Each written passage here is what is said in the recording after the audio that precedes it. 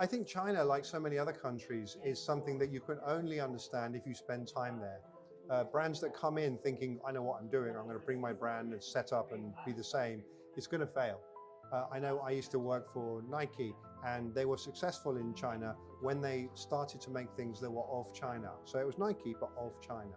And I think that when you see brands that do that, some brands come in and they try to adopt local culture without perhaps understanding what that means. And I think that's also unsuccessful and can sometimes cost them.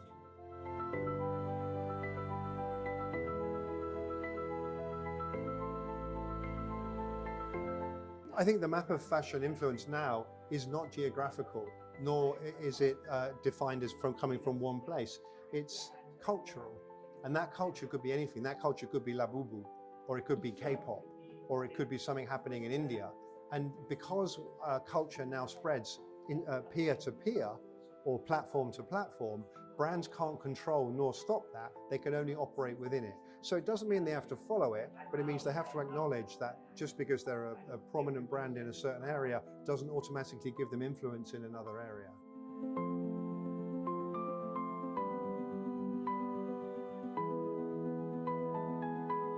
Everything is global now. There's nothing that's just local. And so if RLC happens in Saudi, then they have to be aware that the whole world is watching. Yes, you have to be relevant to local demands, but it's much more than that. It's much bigger. You can't just cater to the people in your city or even in your country. You've got to be cognizant of the wider region and the wider globe.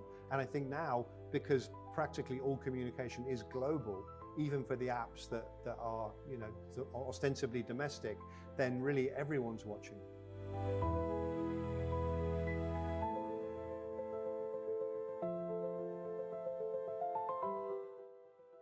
Anything that brings human beings together and gets us talking has got to be a good thing.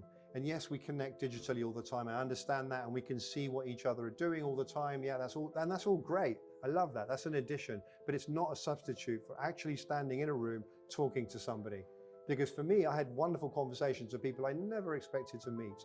And that happened because I was sitting at a table with them, or having a glass of wine next to them, or they heard me speak, or I heard them speak. And that just can't happen online. So that's not to denigrate what happens online. That's fantastic, and we are much richer for it. But in the end, it's the personal experience that counts. And of course, not least the fact that this is a luxury conference. We're talking about personal experiences. So therefore, this has to reflect that.